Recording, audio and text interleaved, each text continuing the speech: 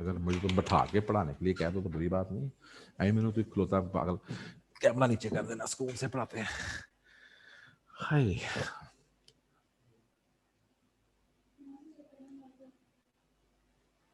इधर ला खबरा, किसी का रेज हैंड है जी, पूछ ले। अभी मैंने चैप्टर ये कंक्लूड नहीं किया हुआ। हाँ किया। ओहो नहीं यार, इसका सुपर है। चैप्टर 4 ओपन कर दो। मैं हमें तुम लोगों ने रेज हैंड किसने किया हुआ उसका क्वेश्चन ले लें। खोल दो चैप्टर को, मेरी जान खोल दो बेटा, इस चैप्टर को खोल दो, आखिर में ले आओ, एंड में ले आओ। चलो अब ओपन कर दो इसको।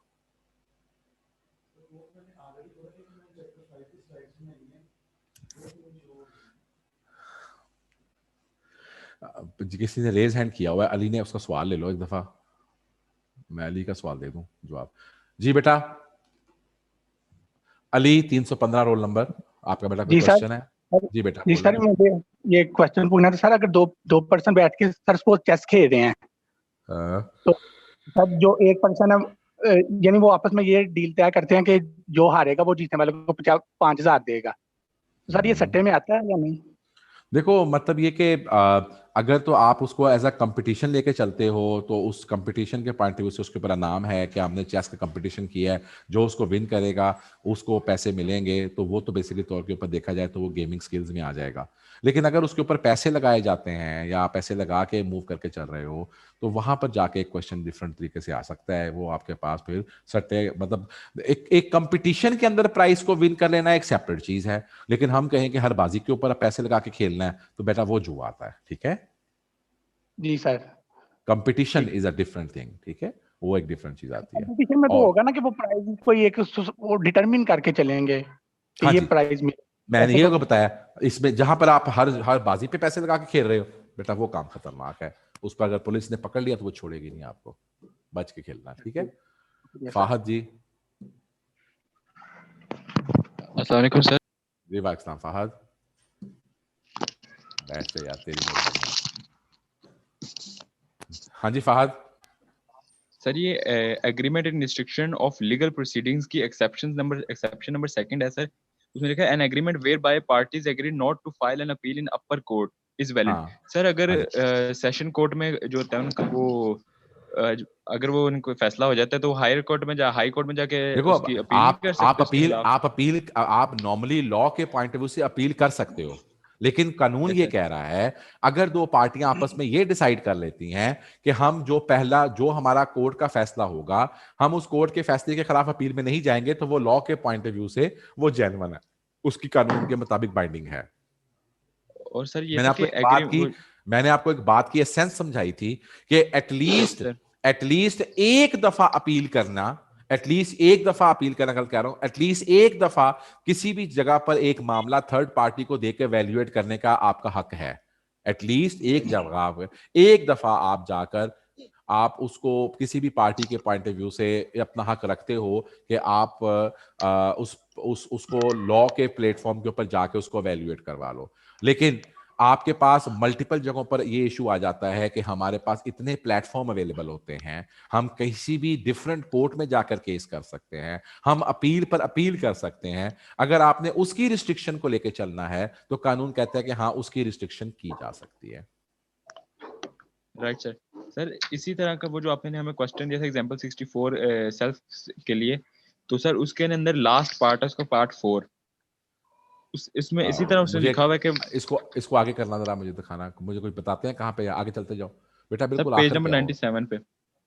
पेज नंबर 97 तो नहीं, एग्जाम्पल नंबर बता सकते हो कौन सी है? Example number 64।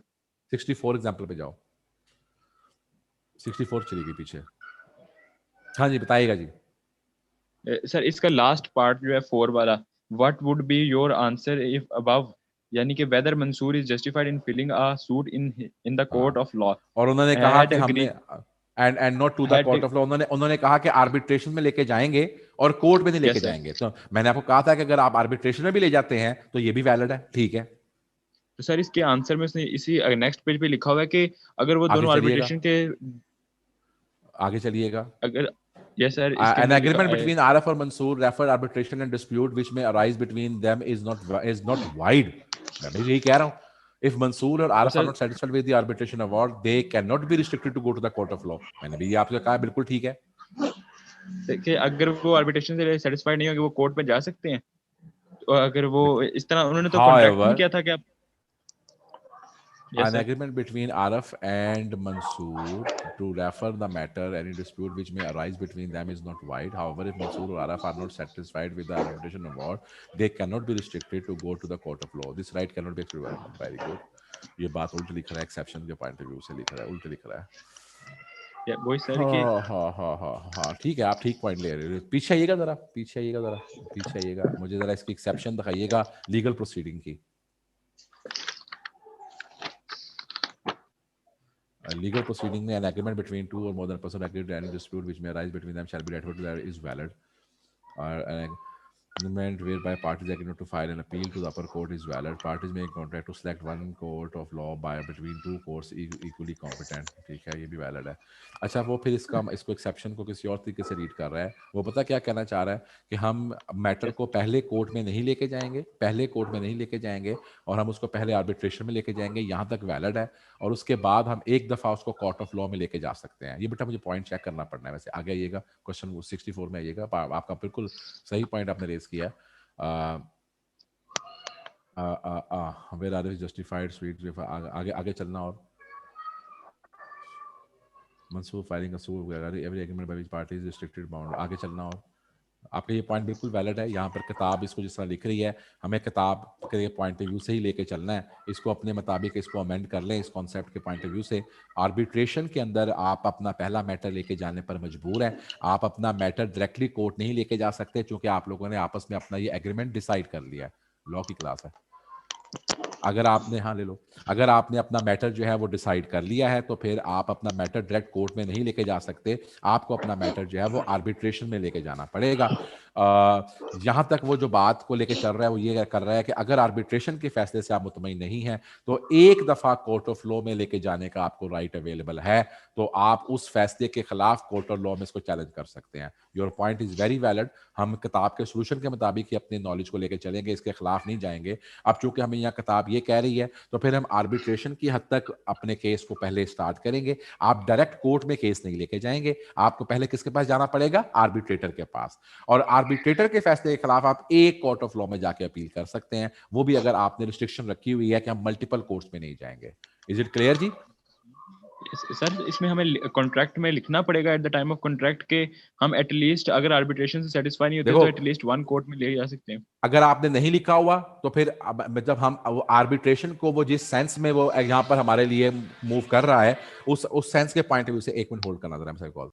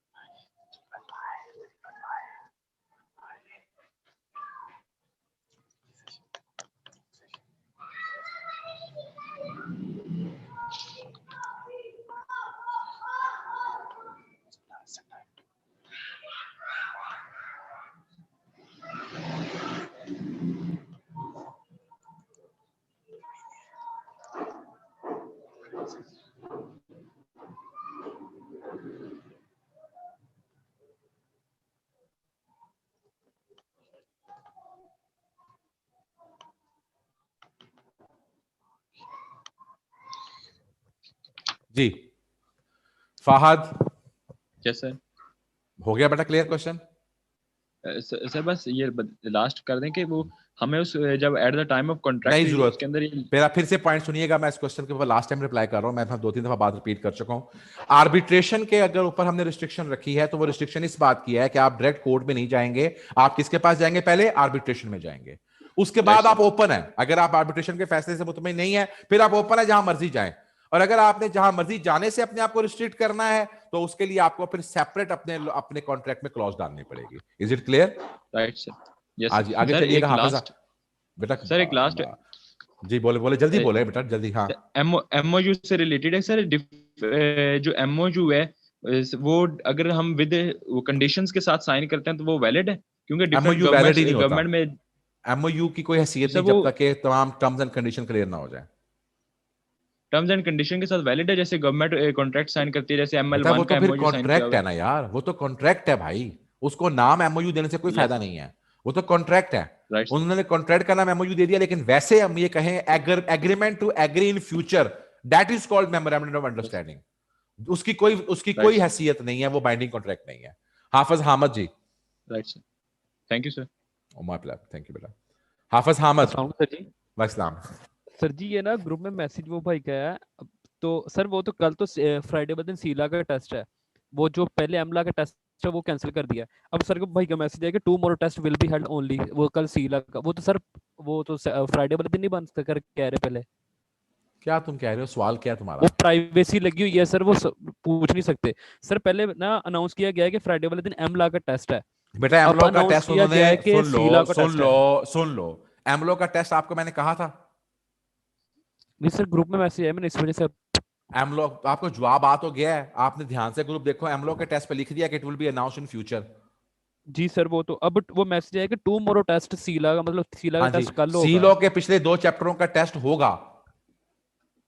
Sir date Friday लिखी है, मैसेज कल का आ रहा है। मेरी डेट फ्राइडे लिखी है, मैसेज कल का आ रहा है। मतलब कि दिन फ्राइडे का बनता है, मैसेज कल का है कि वो कल कह रहे हैं टेस्ट जी होगा। फ्राइडे का टेस्ट लिखा हुआ है, लेकिन जो डेट है वो कल की डाली हुई है, ये कहना चाह रहे हैं।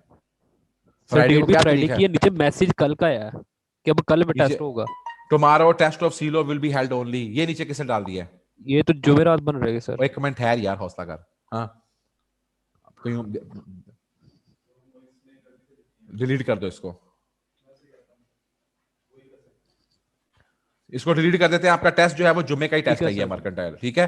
एमलो का टेस्ट अभी अनाउंस नहीं हुआ, सीलो का टेस्ट जो है वो आपका जुम्मे को ही होगा। Okay sir. जी सर। किसी और का जी question? It's a very well identified point, excellent जी। ये बात चीज जो है ये मुझे, वैसे मैं अपने एंड पे इसकी तहकीक करूंगा, लेकिन हमने तहकीक वाले आंसर के ऊपर भी नहीं जाना। हमने इस बात को आर्बिट्रेशन पे यही कंक्लूड किया कि आर्बिट्रेशन के ऊपर अगर हम अपनी रिस्ट्रिक्शन लगा के चलते हैं तो फिर आप कोर्ट में नहीं जा सकते, आपको पहली दफा आर्बिट्रेशन में जाना पड़ेगा। हाँ आर्बिट्रेशन का फैसला आपको कबूल नहीं है फिर जिस मर्जी कोर्ट में जाओ, लेकिन पहली दफा ये नहीं हो कि हमारा फड्डा पड़े और हम डायरेक्ट चले जाएं कोर्ट में। हम कह सकते हैं कि हम पहले डायरेक्ट कोर्ट में नहीं जाएंगे, हम पहले किसके पास जाएंगे? आर्बिट्रेटर के पास। ये रिस्ट्रिक्शन लग सकती है और ये हम उसको मना नहीं कर सकते कि तुम किसी भी कोर्ट में नहीं जा सकते। हाँ उसके बाद अगर लगानी है कि अगर आर्बिट्रेशन का फैसला मंजूर नहीं तो किस कोर्ट में जाओ, वो एक सेपरेट क्लॉज के तहत आएगी, उसका इससे कोई ताल्लुक नहीं है। तो ये बिल्कुल ठीक पॉइंट है, एग्रीड पॉइंट है। फ्लो के पॉइंट ऑफ व्यू से या डिस्कशन के पॉइंट ऑफ व्यू से ये चीज जो थी ऐसे एक्सप्लेन नहीं हुई। जनाब किसी का क्वेश्चन और है बताएं, जो कि आज हमने क्वेश्चंस की बात करनी थी और हमने बात करनी थी ऑब्जेक्टिव्स की। किसी को किसी ऑब्जेक्टिव के ऊपर कोई प्रॉब्लम है? All objective solutions are okay. किसी का अगर किसी ऑब्जेक्टिव के सॉल्यूशन पे प्रॉब्लम है कि सर ये ऑब्जेक्टिव का सॉल्यूशन जो है ये ओके नहीं है, हमारे कॉन्सेप्ट से खिलाफ है, तो ये भी आप आइडेंटिफाई कर सकते हैं। Anybody has any objection about the solution कि सर ये जो आप गलत लिखा हुआ है, या किसी का इस चैप्टर के किसी भी आर्टिकल से रिलेटेड कोई क्वेश्चन है तो वो पूछ सकता है। मैं आज आगे पढ़ाने के कतन मूड में नहीं हूं, हमने चूंकि ये बड़ा मेजर चैप्टर है, हमने इसे आज कंक्लूड करना है। जनाब गुप्ता पे आइएगा और गुप्ता मुझे ये चीजें खोलिएगा। जनाब तैयब साहब को ओपन कर दें। मोहम्मद तैयब, आप जब तक गुप्ता ओपन कर लो। सर सुन रहा हूं तैयब। सर ये agreement strain of legal proceeding में लिखा है कि एग्जांपल है, Azam gives Babar rupees 1 lakh as a loan for 1 year and agrees that if Babar fails to return the loan, Azam must sue within 2 years, otherwise Babar will not be liable, the agreement is void। Sir ये वो जो होता है time बार date का 3 years का, sir ये उस provision हौसला करो। टाइम बाय डेट तो वो होता है जिसपे मुझे ये ना पता चले कि जो मुझे पैसे दिए गए थे ये गिफ्ट दिए गए थे कि लोन दिए गए थे। इसकी तो उसमें ये नहीं नेचर ही होता कि लोन की है, वो बता रहा है मैं तुम्हें लोन दिया है, तुम्हें कह के बता रहा है लोन दिया है, तो ये टाइम बाय डेट में कैसे आ गया? हेलो नहीं सर, वो जो डेट होता है उसके लिए 3 साल के अंदर अंदर। Yes sir. भाई आप जब अपने सर कॉन्सेप्ट को उसमें 3 बिल्टअप साल करके, के अंदर वो नहीं। सुन लो मेरी बात, सुन लो मेरी बात, जब तुम अपने कॉन्सेप्ट को बिल्टअप करने की कोशिश करते हो ना, तो उसको तुम नहायत ही वाहियात किस्म की बेस के ऊपर बात को बेस कर लेते हो, और फिर उसके बेस के ऊपर तुम अपने सवाल जो है अपने लिए जिंदगी मुश्किल कर लेते हो। सुन लो, टाइम बाय डेट की डेफिनेशन या टाइम बाय डेट की एक्सप्लेनेशन क्या है। अगर तुम्हें कोई शख्स पैसे दे और पैसे देते वक्त तुम्हें ना बताए कि ये लोन है, और ना तुम्हें पता हो कि इसने मुझे पैसे लोन के लिए दिए हैं, और ये बात तुम्हारे और उसके दरमियान कभी तय ना हुई हो कि मेरे दिए हुए पैसे लोन हैं या मेरे दिए हुए पैसे गिफ्ट हैं, और वो शख्स अगर ये समझता रहे कि ये गिफ्ट है और देने वाला समझता रहे ये लोन है, और कभी वो 3 साल में तकाजा भी ना करे, कभी 3 साल में इस मसले को क्लियर भी ना करे, तो फिर वो डेट नहीं रहता, वो फिर डेट गिफ्ट बन जाता है। अगर मैंने तुम्हें पैसे दिए हैं और ये बता के दिए हैं कि ये लोन है, और मैंने तुमसे 10 साल तकाजा नहीं किया, और भाई तुम्हें बता के दिए थे ना कि लोन है, तुम्हें मेल की थी मैं तुम्हें लोन दे रहा हूं करोड़ रुपए का, वापसी का फैसला कर लेंगे, जब देने होंगे दे देना, या तुम्हें मैंने बातों में बताया था कि ये करोड़ रुपया तुम्हें दे रहा हूं, ये लोन है। अब इसका मतलब कि हम दोनों के दरमियान में कोई इबाम तो नहीं है कि ये लोन है या ये गिफ्ट है, तो फिर मैं तुमसे 10 साल पैसे ना मांगू, क्या इसके ऊपर लिमिटेशन एक्ट अप्लाई होगा? नहीं अप्लाई होगा। अब सवाल पूछो, तुम कहना क्या चाहते हो? सर वही क्लियर हो गया था, मुझे लग रहा है ये उसकी प्रोविजन के साथ मेरी कंट्राडिक्शन बात समझ आ रही है? मैं तुम्हें इसलिए कहा, जी जहां से सर। तुम अपनी बेस उठा के चल रहे हो उस वक्त तुमने या क्लास नहीं पढ़ी या तुमने बात सही तरह नहीं समझी, इसलिए ये बात आपको कहीं पर भी कंफ्यूज नहीं करके चलती। ओके, अच्छा जी, थैंक यू सर। इसको अब आप वॉइस बंद कर दीजिएगा। मैं अगर किसी का क्वेश्चन हो तो रेज हैंड जरूर कर दीजिएगा, मैं वो क्वेश्चन लेता हूं, लेकिन मैं चाहता हूं कि मैं साथ आपके साथ गुप्ता मूव कर लूं। गुप्ता में चलते जाओ बेटा, आगे चलते जाओ, सब कुछ पढ़ा दिया इन लोगों को। हाँ हाँ, कंसिडरेशन हो गई भाईजान। आपने वो फ्री कंसेंट तक हमने फ्री कंसेंट कर नहीं लिया था? हमने फ्री कंसेंट भी कर लिया, कैपेसिटी ऑफ पार्टीज भी कर लिया, फ्री कंसेंट भी कर लिया, वो भी चैप्टर निकाल जाओ। उसके बाद तुम आओ, फ्री कंसेंट क्लोज कर दो, चलते जाओ आगे। तो तुम लोगों ने इससे आगे स्लाइडें नहीं बनाई? और अल्लाह दे वलियो, एमलो की बाकी स्लाइडें किसने बनानी है? दौर फिटे मुंह ताला। एमलो खत्म तो नहीं हो गई यहाँ पे सी लॉ, इसकी मर्केंटाइल लॉ। इसके बाद मैंने जो उनको अभी एग्रीमेंट पढ़ाया वो इसमें दिया हुआ है, तो आपने लिखा हुआ है कंप्लीट बुक, कंप्लीट गुप्ता। क्या कहाँ जा रहे हो? इस चैप्टर से आगे कुछ नहीं तुम्हारे पास ना, तो फिर उसको बनाओ ना, उसकी स्लाइडें अभी ना बनाओ, बाद में बना लो। ठीक है जनाब, आप स्लाइडें अवेलेबल नहीं है इसलिए हम इसके ऊपर कोई बात नहीं कर सकते अनफॉर्चुनेटली। इससे इससे अगले चैप्टर जो है, 3 4 5 चैप्टर जितने भी हैं, मैंने पढ़ाना था, मैंने पढ़ा दिया इनको void agreement. Void agreement expressly declare to be void मैंने पढ़ा दिया है। मैं जो गुप्ता के अंदर बुक में क्वेश्चंस जो थ्योरी दी हुई है, मैं इनके साथ वो रिवाइज करना चाह रहा था कि अगर उसमें कोई केस लो सामने आता है तो मैं उन्हें वो करवा दूं। अब वो आपकी जो बुक है उसके ऊपर आपने लिखा हुआ है कंप्लीट गुप्ता, लिखा हुआ है ना, कंप्लीट गुप्ता है ही नहीं।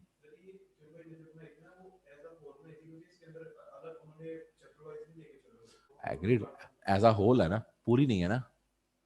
एटलीस्ट पूरा कॉन्ट्रैक्ट एक्ट जो है उसके अगले 5 चैप्टर तो और करके दो ना, ताकि बच्चों को मूव करवा सको। ठीक है जनाब, यह भी हम थोड़े से आपकी तरह सिर्फ आप ही नलायक नहीं है, हमारे पास हम जैसे भी काफी नलायक हैं बीच में। मैंने भी कल नहीं देखा, इसको बंद कर दो गुप्ता को, दोबारा बुक पे आ जाओ। बुक के ऊपर ही कोई क्वेश्चन, यहां तक मैं आज आगे बात नहीं करना चाहता। हम अपने ट्रैक से काफी आगे पहुंचे हुए हैं, तो मैं नहीं चाहता कि मैं फर्दर आपको और अभी होमवर्क दूं। ये जो चैप्टर है, इस चैप्टर का जो टेस्ट है मर्केंटाइल लॉ का, वो अगले जुम्मे का है। मैं यहां पर अनाउंस कर रहा हूं, इस चैप्टर का जो टेस्ट है वो अगले जुम्मे का टेस्ट होगा। ये कंप्लीट चैप्टर, जरा इस चैप्टर को शुरू से ले आना मेरे पास, यही चैप्टर शुरू से ले आओ। ये बड़ा ही अहम चैप्टर है, ये बहुत ही इंपॉर्टेंट चैप्टर है। इस चैप्टर के अंदर बहुत कुछ हमें दिया हुआ है। अच्छा एक मुझे बात बताइएगा, फ्री कंसेंट से पिछला चैप्टर जो हमारे पास है, वो था हमारा उसका कैपेसिटी ऑफ पार्टीज का, उसका हमारा टेस्ट हो गया हुआ है। मुझे कोई बताएगा मर्केंटाइल लॉ के चीते, कोई बंदा रेज हैंड करके कंफर्म करेगा, दोनों सेक्शंस का चैप्टर 3 तक का टेस्ट हो गया हुआ है? यस सर, हो हमजा, चुका है। हमजा हो चुका हुआ है। 2 सेक्शंस थे, एक मॉर्निंग का था, एक इवनिंग का था। मुझे कोई इवनिंग के सेक्शन से भी बताएगा कि टेस्ट हो गया कि नहीं हुआ? हमजा आप सुबह के हो कि इवनिंग के हो? Yes sir, morning. इवनिंग का मुझे बताया कोई बंदा, इवनिंग से जो बंदा बिलोंग करता है इवनिंग का से। Eman Eman Eman Iqbal, can you please raise your hand? बेटा एमन, एमन को करो अनम्यूट। यस सर, हो गया था। एमन, चैप्टर 3 का टेस्ट हो गया था बेटा? जी, इवनिंग का मुझे पता हो गया था। हो गया था। तो इसका मतलब मॉर्निंग और इवनिंग दोनों का हो चुका हुआ है। अब चैप्टर नंबर 4 का, ठीक है, म्यूट कर ले अपने आप सारे। अब चैप्टर नंबर 4 का आपका टेस्ट होगा और ये आपका एक मेजर टेस्ट है और इस टेस्ट को आपने बेटा कंक्लूड करके चलना है। मैं फिर चैप्टर 4 आपके साथ एक फास्ट ट्रैक में रिव्यू कर रहा हूं, बंद कीजिएगा प्लीज इसको और चैप्टर 4 चलाना शुरू कर दीजिए। हमने चैप्टर 4 के अंदर अपनी ऑफर एक्सेप्टेंस पढ़ने के बाद हम प्रॉमिस तक पहुंचे। प्रॉमिस और कंसीडरेशन के बाद हम लोगों ने अपने आप को एग्रीमेंट तक पहुंचाया। अब हम एग्रीमेंट की इन्फोर्सबिलिटी को पढ़ रहे हैं। ये चैप्टर इन्फोर्सबिलिटी के लिए बहुत ही अहम चैप्टर है। इन्फोर्सबिलिटी में कैपेसिटी ऑफ पार्टी पीछे आ गई थी, लेकिन कैपेसिटी ऑफ पार्टी के बाद जो आगे बातें थी, every agreement is a contract if it is made by free consent of parties, competent हमने पढ़ लिया था। लॉफुल कंसीडरेशन, लॉफुल ऑब्जेक्ट, वो भी हमने पीछे पढ़ लिया था, ठीक है। और यहां पर हमने फ्री कंसेंट पढ़ा है और expressly declare to be void. तो हमने पिछले चैप्टर में जो कंसीडरेशन वाला चैप्टर नंबर 3 था, वहां पर हमने लॉफुल कंसीडरेशन, लॉफुल ऑब्जेक्ट पढ़ा था और कैपेसिटी ऑफ पार्टी पढ़ा था चैप्टर नंबर 3 में। तो बेसिकली तौर के ऊपर हमारे पास कितनी बातें आती थी? हमारे पास 5 बातें आती थी। कैपेसिटी ऑफ पार्टी आती थी, लॉफुल कंसीडरेशन आती थी, लॉफुल ऑब्जेक्ट आती थी। ये 3 बातें हमने कहां पढ़ ली? चैप्टर नंबर 3 में पढ़ ली। और अब हमारे पास जो 2 बातें रह गई थी, एक फ्री कंसेंट ऑफ पार्टी और दूसरा not expressly declare to be void. ये 2 बातें हमने कहां पढ़ी हैं? ये हमने चैप्टर नंबर 4 में पढ़ी हैं। कंसेंट के ऊपर मैं फिर से रिवीजन दे रहा हूं। कंसेंट के पॉइंट ऑफ व्यू से हमने कहा था there has to be the consensus ad idem, both the parties should agree on the same thing in the same sense. हम कब कहेंगे कि कॉन्ट्रैक्ट इज बीइंग कंसेंटेड? अगर ये कॉज नहीं हुआ। नेक्स्ट पेज पे आइएगा। अगर ये कॉन्ट्रैक्ट कॉज नहीं हुआ by coercion, under influence, fraud, misrepresentation और मिस्टेक। हमने पहली 4 बातों का आउटकम पढ़ा। पहली 4 बातों का आउटकम क्या था? वाइडेबल था। जबकि मिस्टेक का आउटकम क्या था? वाइड था। और मिस्टेक का आउटकम इसलिए वाइड था क्योंकि देयर इज नो कंसेंसस एडिडम। दोनों पार्टीज को पता ही नहीं था कि क्या गेड़ा हो रहा है, क्या काम किया जा रहा है। सो यहां पर हमने फ्री कंसेंट को डिफाइन किया। उसके बाद हमारे पास नेक्स्ट के ऊपर हमने कॉशन और बाकी तमाम चीजों को 1 बाय 1 पढ़ा। कॉशन क्या था? कमिटिंग और threatening to commit an act forbidden by Pakistan penal code, which is forbidden by Pakistan penal code. और फिर अनलॉफुल डिटेनिंग और threatening to detain any property of, क्या हो गया, with an intention of causing the person to enter into an agreement। तो हमने यहां पर कॉशन को डिफाइन किया था कि किसी भी पाकिस्तान पीनल कोड में दिए हुए एक्ट की खिलाफवर्जी करना। और पाकिस्तान दिए हुए पाकिस्तान पीनल कोड में कौन से एक्ट दिए हुए हैं? किसी को मार नहीं सकते, फिजिकली अब्यूज नहीं कर सकते, किसी की जायदाद या किसी को आप हरासा नहीं कर सकते। बड़ा लंबा चौड़ा कहानी दी हुई है सीपीसी के अंदर। और उसमें से कोई भी एक्ट करना या उस एक्ट के करने की धमकी देना, वो भी जुर्म है, ठीक है। मैं तुम्हें मारूंगा, या मैं, और एक बंदे ने मारने की धमकी दी, एक ने फेंटी लगा दी है, दोनों जुर्म है। मारने की धमकी भी जुर्म है। और फिर हमने बात को आगे लेके चला इसी क्वेश्चन के पॉइंट ऑफ व्यू से कि इस बात की हमें कतई अहमियत नहीं है कि कॉशन कहां पर डिप्लॉय की गई। आप जब भी कॉशन का केस पाकिस्तान में करेंगे, कॉशन कहीं पर भी डिप्लॉय की होगी, कॉशन इंप्लीमेंट हो जाएगी। और फिर हमने कहा कि कॉशन के लिए जरूरी नहीं है कि तुम्हें धमकी दी जाए। कॉशन में तुम्हारे अलावा भी किसी और को धमकी देकर तुमसे कोई बात जबरदस्ती या जबर के थ्रू मनवाई जा सकती है। आगे चलिएगा जनाब। हाँ, कॉर्शन जो है, ये दोनों बातें बता दी। कॉर्शन का इफेक्ट क्या होगा? हम कॉन्ट्रैक्ट को रिसाइन कर सकते हैं और हम वाइडेबल कॉन्ट्रैक्ट है और उसके तहत जो आप लोगों ने बेनिफिट लिए वो एक दूसरे को वापस करने पड़ेंगे। और फिर हमने इसी को आगे लेके चलिएगा। इसी के मुताबिक हमने पढ़ा था कि कॉशन के अंदर अगर कोई चीज आपके पास बेनिफिट आ गया है और आपने किसी को कोई बेनिफिट दे दिया हुआ है और आप कॉन्ट्रैक्ट को वैलिड नहीं बल्कि वाइड करना चाहते हैं, तो इसका मतलब यह हुआ कि आप वो चीजें एक दूसरे को लौटा देंगे। मैंने एक बात आपको मल्टीपल जगहों पे कही, दोबारा से रीइंडोर्स कर रहा हूं। जरूरी नहीं होता कि कॉर्शन के अंदर अगर आपने कॉर्शन के तहत इस कॉन्ट्रैक्ट को लेकर चल रहे हैं तो सिर्फ आपको कॉन्ट्रैक्ट एक्ट यानी कि सिविल एनेक्टमेंट में ही बेनिफिट मिलेगा। अगर किसी ने आपको फेंटी लगाई है और उससे मुआयदा किया है तो मुआयदा कैंसिल होगा कॉन्सर के अंदर और जो उसने आपको धमकी लगाई थी, फेंटी लगाई थी, उसकी सजा मिलेगी क्रिमिनल एक्ट के अंदर। हम शुरू में बात कर चुके हुए हैं, शुरू में हमने जिस वक्त लॉ को डिफाइन करके लॉ को पढ़ना शुरू किया था कि इस बात का इम्कान है, इस बात की पॉसिबिलिटी हो सकती है कि आपको कॉर्शन के पॉइंट ऑफ व्यू से या बहुत सारी जगहों के पॉइंट ऑफ व्यू से एक ही इशू के अंदर सिविल और क्रिमिनल दोनों एनेक्टमेंट दोनों प्रोवोक हो सकते हैं। अगर कभी इस तरह होके चले तो घबराने की जरूरत नहीं है। सुई गैस की चोरी की हुई है, जो सुई गैस की चोरी का मामला है, तो जो सुई गैस वाले ने पैसे लेने हैं वो सिविल एनेक्टमेंट है, लेकिन जो चोरी की सजा है वो क्या है, वो क्रिमिनल एनेक्टमेंट है। अच्छा जनाब, अगली हमारे पास बात थी अनड्यू इन्फ्लुएंस की। A contract is said to be induced by the undue influence if the relations of between the parties are such that one party is in the position to dominate the will of the other and uses that position to obtain the unfair advantage। जनाब, दोनों parts के दरमियान हमने पढ़ा था कि अगर उनके हाँ ऐसी पोजीशन आती है कि एक पार्टी दूसरे के ऊपर अपनी रिलेशनशिप की वजह से डोमिनेंस रखती है। बट डोमिनेंस कब होती है? जब किसी के पास रियल या एपरेंट अथॉरिटी हो, अगर आपका कोई फिड्यूशियरी रिलेशनशिप है तब, या किसी बंदे की मेंटल कैपेसिटी टेम्परली या परमानेंटली तौर के ऊपर डिसेबल हो, तो फिर दूसरे शख्स को डोमिनेंसी एग्जिस्ट कर जाती है। आगे चलिएगा। हम कब कहेंगे कि प्रिजम्पशन डोमिनेंसी की है? तो हमने कहा इन रिलेशनशिप में यह बात प्रिज्यूम्ड है कि यह शख्स दूसरे के ऊपर डोमिनेंसी रखता है। रिबट, हम इस प्रिजम्पशन को कैसे रिबट करेंगे? तीन बातें थी, मैंने उसको पूरा डिस्क्लोजर दिया था। पाइजनस की प्राइस एडिक्वेट थी, और तीसरी बात यह थी कि वो जाकर थर्ड पार्टी से मार्केट से अपनी इंफॉर्मेशन ले सकता था, मैंने उसको नहीं रोका था। अगर ये बातें हम कोर्ट में प्रूव कर देंगे तो बर्डन ऑफ प्रूफ उस शख्स के ऊपर आएगा जिसको यह साबित हो जाए कि उसकी पोजीशन थी टू क्रिएट द डोमिनेंसी। वो अपनी पोजीशन को फिर वजह करेगा कि मैंने अपनी पोजीशन का नाजायज फायदा नहीं उठाया। आगे चलिएगा। हम किन केसेस में कहेंगे कि डोमिनेंसी, मतलब कि हम प्रिज्यूम नहीं करेंगे? तो हम याद रखिएगा कुछ रिलेशनशिप ऐसे हैं जहां पर हम प्रिज्यूम कर रहे हैं कि डोमिनेंसी है, लेकिन यहां पर ये तीन रिलेशनशिप जो है, चार रिलेशनशिप हैं, landlord tenant, creditor debtor, husband wife और प्रिंसिपल एजेंट के अंदर हम नहीं प्रिज्यूम कर सकते कि जनाब बाय रिलेशन, हम प्रिज्यूम नहीं कर सकते बाय रिलेशन जनाब यहां पर डोमिनेंसी एग्जिस्ट करती है। ऑन कॉन्ट्रेरी, अगर हमारे पास ये बात कर दे कि ये रिलेशनशिप होते हैं कौन से, father son, guardian minor, employer employee, trustee beneficiary, teacher student, doctor patient, solicitor client, fiance fiancee and पर्दानशी लेडी के साथ किया हुआ कॉन्ट्रैक्ट, यहां पर प्रिज्यूम्ड है, यहां पर साबित करने की जरूरत नहीं है, प्रिज्यूम्ड है कि इनमें से एक शख्स को दूसरे के ऊपर डोमिनेंसी है, और जिसको डोमिनेंसी है वो अपनी पोजीशन क्लियर करेगा। लेकिन इन तीन रिलेशनशिप्स के अंदर डोमिनेंसी प्रिज्यूम नहीं है, इसमें आपको साबित करना पड़ेगा कि यह शख्स डोमिनेंट था, और जिस शख्स के ऊपर जो कहता था बर्डन ऑफ प्रूफ किस शख्स के ऊपर होगा, जिस शख्स के ऊपर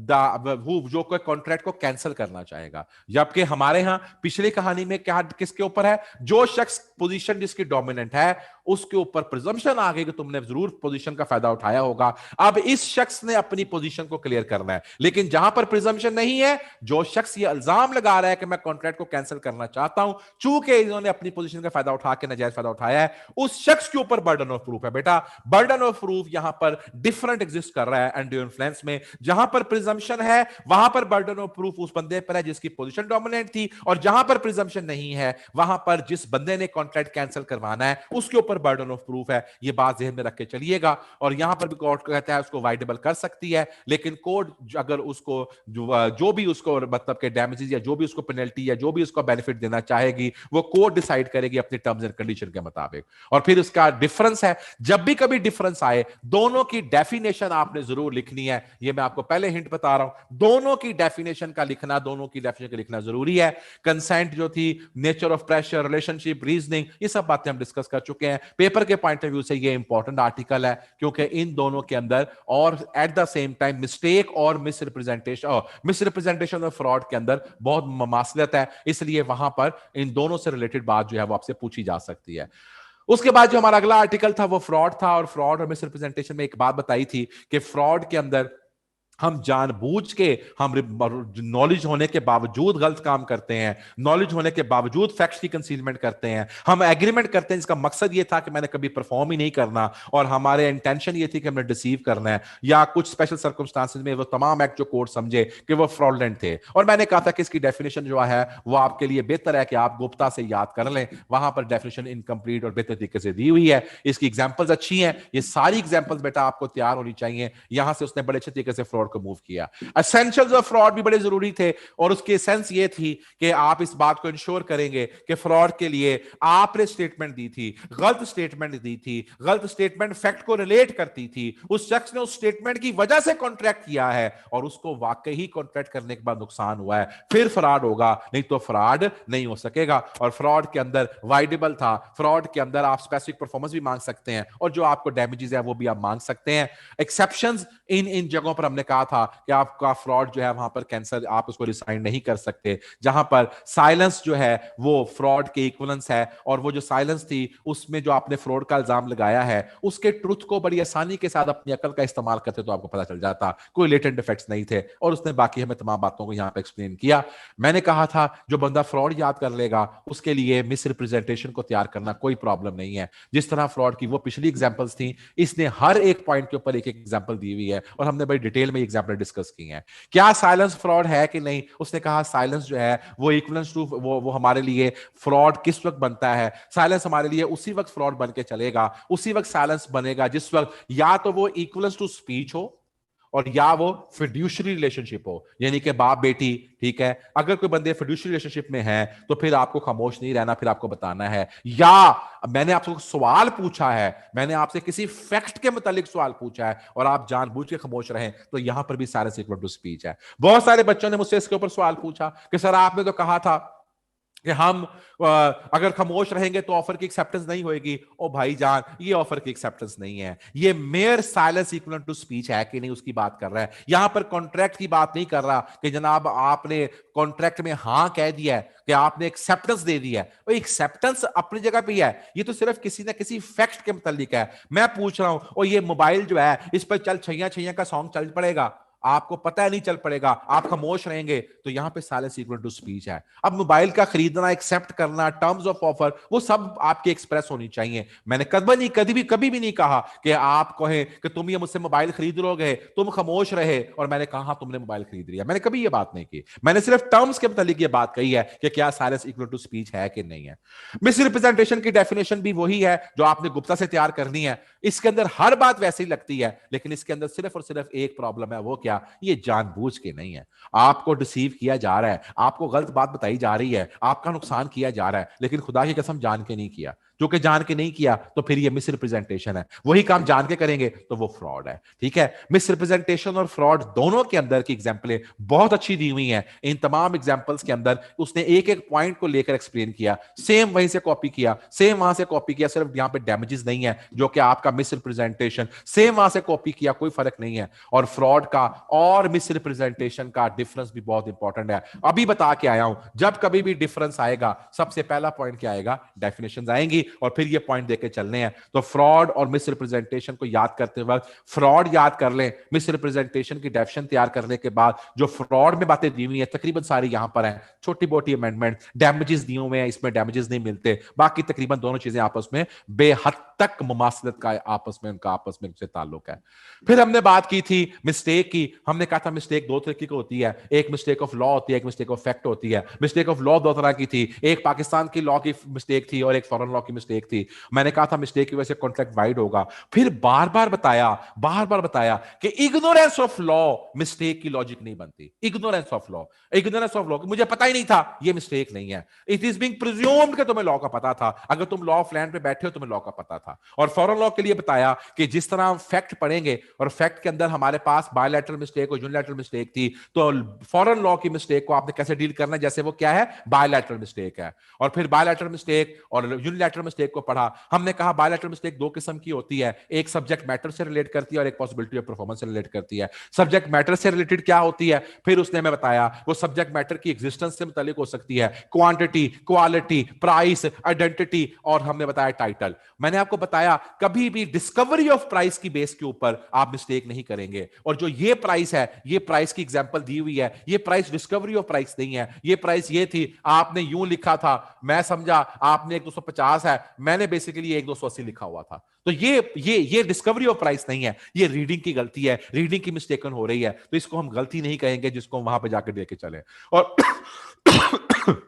ऐसे ही परफॉर्मेंस के ऊपर दूसरी थी कि हमारे पास या तो सब्जेक्ट मैटर पे बायलैटरल मिस्टेक होगी या पॉसिबिलिटी ऑफ परफॉर्मेंस पे होगी। ऐसे यूनिलैटरल मिस्टेक में हमने कहा था कि यूनिलैटरल मिस्टेक जो होती है या तो वो आपकी आइडेंटिटी ऑफ पर्सन के ऊपर होती है या आपकी नेचर ऑफ कॉन्ट्रैक्ट के ऊपर होती है, और मैंने इन दोनों के ऊपर आपके साथ हमने एग्जांपल डिस्कस की थी। सो मिस्टेक का आर्टिकल इन इटसेल्फ बड़ा इंपॉर्टेंट है जनाब। उसके बाद हमने expressly declare to be void की बात की थी, और उसके अंदर हमने पढ़ा था कि हमारे पास जब भी आपने expressly declare to be void पढ़ना है तो मैंने आपको एक बात बताई थी, इसको याद करना बड़ा आसान है, लेकिन पेपर में क्वेश्चन इसके expressly declare to be void पे नहीं आता बल्कि इसकी एक्सेप्शंस पे आता है। इस आर्टिकल की एक्सेप्शंस बेटा आपको रट्टी होनी चाहिए। इस पर जब भी ऑब्जेक्टिव आया, जब भी न्यूमेरिकल आया, जब भी क्वेश्चन आया, वो एक्सेप्शंस पे आएगा। नहीं तो बात बड़ी आसान सी लगती है, कहता है ट्रेड की एक्सेप्शन है, आप किसी को ट्रेड से रोक नहीं सकते, लेकिन रोक सकते हैं जहां पर सेल ऑफ गुडविल हो। आप किसी को रोक सकते हैं अगर पार्टनरशिप हो, उसकी ये पांचों बातें बता गया। हम किसी को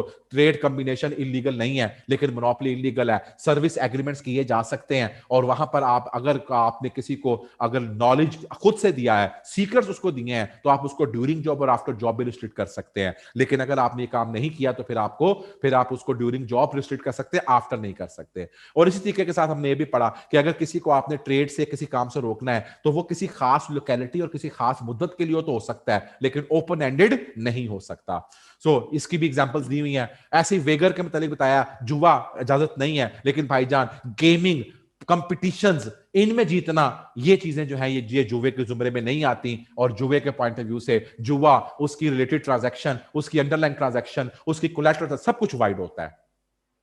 अदर हमारे पास क्या बात आई, लीगल प्रोसीडिंग, बड़ा अच्छा पॉइंट आज उसने रेज किया। I am happy to listen that. कभी कभार कोई ऐसी चीज मिस हो जाती है बात बताने में। किसी को भी आप लीगल प्रोसीडिंग से नहीं रोक सकते, लेकिन रोक सकते हैं ये कहते हुए कि तुम सिर्फ एक कोर्ट के पास जाओगे, रोक सकते हैं ये कहते हुए कि तुम मल्टीपल जगहों पर अपीलें नहीं करोगे, रोक सकते हैं ये कहते हुए कि तुम आर्बिट्रेशन के पास जाओगे। आर्बिट्रेशन का मकसद ये हुआ कि तुम डायरेक्ट कोर्ट के पास नहीं जाओगे, तुम आर्बिट्रेटर के पास जाओगे। हाँ, आर्बिट्रेटर के बाद जिस मर्जी कोर्ट के पास जाओ। ये वाली एग्जांपल की जो बात हमें एग्जांपल 64 में बड़ी क्लैरिटी में डिस्कस हो गई। अच्छी बात थी, ये बात उस तरह डिस्कस नहीं हुई थी। किसी को हम मैरिज से नहीं रोक सकते और हम अनसर्टेन एग्रीमेंट नहीं कर सकते। हम किसी के साथ भी इम्पॉसिबल एक्ट या इम्पॉसिबल इवेंट के बेस के ऊपर अपना एग्रीमेंट नहीं कर सकते। हम agreement to agree in future की कोई हैसियत नहीं है। इसी तरीके के साथ वो चीज जिसका के अंडरलाइन एग्रीमेंट, जिसका कोलैटरल वाइड है, उसकी भी कोई हैसियत नहीं है। और फिर उसने हमें यहां पर 3-4 एग्जांपल्स दी थी, और उन एग्जांपल्स के पॉइंट ऑफ व्यू से ये एग्जांपल मैंने आपको हाईलाइट का पॉइंट किया। आई डोंट नो उस बच्चे का नाम क्या था, बट जो भी था उसने बड़ा अच्छा ये पॉइंट रेज किया। दिस शोज जब हम किसी लॉ को पढ़ते हैं, जब हम उसकी एग्जांपल्स को लेकर पढ़ते हैं, तो फिर हमारे पास उस चीज की क्लैरिटी आती है, फिर हम बिल्कुल मेंटली तौर पर क्लियर हो जाते हैं। इस चैप्टर में से मेरा गेस्ट दिख ले, मैं यहां पर आपको गेस्ट के पॉइंट से कंफर्म करके चल रहा हूं, इस चैप्टर में से कम अज कम 8 नंबर मैं आपको साइन ऑफ कर रहा हूं, कम अज कम 8 नंबर का क्वेश्चन आना जरूरी है पुत्र। कंसेंट, फ्री कंसेंट, और फिर उसके बाद वाइड, ये 8 नंबर ऑब्जेक्टिव में, या आपको थ्योरी के क्वेश्चन में, या आपको केस लॉ में। ये पप्पू पेपर चैप्टर बनता है, इसमें से आप कभी मुमकिन नहीं है कि वो आपको पेपर में क्वेश्चन के बगैर यहां से आप सब पेपर बना सके। सो बेटा इस क्वेश्चन को, इस चैप्टर को अच्छी तरह आप लोगों ने पी लेना है। इसके ऊपर किसी किस्म की कोई कमी बेशी के ऊपर नहीं जाना। Make sure you should be very clear in your understanding over this. जनाब हमारा चंदा, अभी हमारे पास कुछ सवाल आने शुरू होंगे बगैर पेपर क्वेश्चन को चैप्टर को पढ़े हुए। जनाब हमारा चंदा, अपने आप को अनम्यूट करना पड़ेगा। हाँ हाँ जी, हमारा चंदा, एक से हमारा चंदा, बंदे ने पूछी जाओ 4 बारी बोलो, फिर बंदा अपने आप को अनम्यूट करता। सर सर मैं तो बैठा हूँ, आप सवाल पूछ रहे हैं तो मेहरबानी है आपकी। सही एंड यू इन्फ्लुएंस में एक एग्जांपल थी, उसमें वो उनकी वो फियांसी थे और उन्होंने गिफ्ट दिया हुआ था और बाद में उन्होंने कोर्ट कर लिया। एक मिनट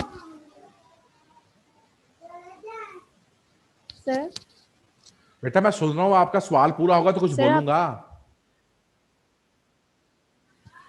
सर वो उन्होंने, सर हमने पिछले चैप्टर में अभी पढ़ा था कि अगर गिफ्ट, यार आप अपना सवाल तो पूरा कर लो कि है क्या, नहीं क्या अगर हुआ उस गिफ्ट को क्वेश्चन के रिसीव अंदर। कर लेता है तो फिर वो कैंसिल टू कॉन्ट्रैक्ट नहीं। सर वो इसमें दिया हुआ था लॉजिक पे कि उन्होंने गिफ्ट दिया है कुछ शेयर्स और उन्होंने बाद में कोई थोड़ा से शेयर्स के साथ उनको, उनकी फियांसी थी एक लड़का और एक लड़की, उन्होंने एग्जाम्पल नंबर बता अपनी सकती तरफ हैं से आप? कुछ अली ज्वेलरी जरा दी। जाना उसके ऊपर, अंडर इन्फ्लुएंस के ऊपर। पता नहीं कौन सी एग्जाम्पल बोल रही है, मुझे समझ नहीं आ रही। एक आपका नेट सही नहीं है, उसकी वजह से शायद प्रॉब्लम आ रही है। अंडर इन्फ्लुएंस पे जाना। मुझे आप एग्जाम्पल नंबर बताना पसंद करेंगी? हाँ जी, आगे चलो। मैं आपसे सवाल पूछ रहा हूं कि मुझे आप एग्जाम्पल नंबर बताना पसंद करेंगी मोहतरमा? सर आगे आगे मोहतरमा, मुझे आप एग्जाम्पल नंबर बताना पसंद करेंगी? सर बता रही हूँ, 1 मिनट। आगे चलना था, देखो आगे चलना, खत्म हो गया। आगे चलना। सर एग्जाम्पल नंबर 15 है। 15 पे आना जी। हाँ एग्जाम्पल जी। Number 15। Harun was engaged to be married to the Ghazala. Harun wanted to establish his own business, therefore he entered into a contract with Ghazala for providing him all the jewelry and apartment by way of gift. And in return, Harun agreed to give her a small share in the business. After some time, Ghazala filed a suit against Harun, requesting for setting aside the gift deed as it was not made with her free will. Discuss whether Ghazala should succeed in contention.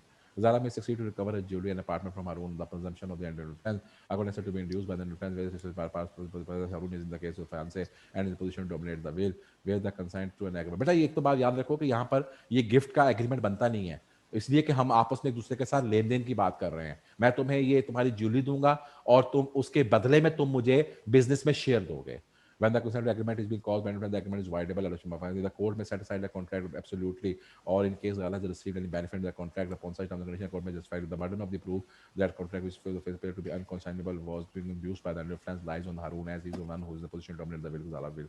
मतलब यहाँ पर अब जो non case cash. के जी non cash का मसला नहीं है। देखो हारून जो था उसकी शादी होनी थी, हारून ने हारून अपना बिजनेस स्टैब्लिश करना चाहता था, उसने गजाला के साथ एक कॉन्ट्रैक्ट किया है। ये कंप्लीटेड गिफ्ट वाली स्टोरी के अंदर नहीं कवर हो रहा। वो बकायदा गजाला के साथ एक कॉन्ट्रैक्ट कर रहा है और उसे ये कह रहा है कि मैं तुम्हें ज्वेलरी प्रोवाइड करूंगा और अपार्टमेंट प्रोवाइड करूंगा, and in return Harun agree to give her he entered into a contract with Ghazala for providing him कि गजाला उसको ज्वेलरी और उसको घर जो है वो देगी और वो हारून उसके बदले में उसको बिजनेस के नफे में से कुछ पैसे देता रहेगा।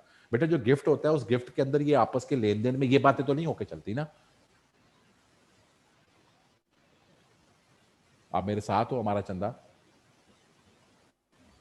After some time, Ghazala ने फाइल सू कर दिया हारून पे, requesting for setting aside the gift deed as it was not made with the free consent. अब उन्होंने कहा क्या उसने उसको ये कहा कि तुम मुझे एक गिफ्ट डीड बना दो, उस गिफ्ट डीड के तहत तुम मुझे घर और ज्वेलरी मुझे प्रोवाइड कर दो और उसके अगेंस्ट मैं बिजनेस करूंगा और उस बिजनेस में तुम्हें पैसे दूंगा और तुम्हारा उसमें शेयर होगा। तो बेसिकली स्ट्रक्चरिंग में उसने गिफ्ट डीड रखा है, टेक्निकली तो गिफ्ट नहीं है ये वाला। और फिर उसके बाद जो कि दोनों फ्यांसे और फ्यांसी थे, तो उसमें एक बंदे यहाँ पर चूंकि प्रिजम्पशन एग्जिस्ट करती है कि फ्यांसे और फ्यांसी में फ्यांसे जो है is in a position dominate the will of the other, तो यहाँ पर जब उसने इल्जाम लगाया तो अब उसको साबित करना पड़ेगा कि जनाब मैंने इसकी फ्री विल के ऊपर कोई काम नहीं किया था और ये मेरे कारोबार के लेन देन के मुताबिक बिल्कुल जस्टिफाइड, मैंने डिस्कशन की थी और इसमें कोई ऐसी बात नहीं।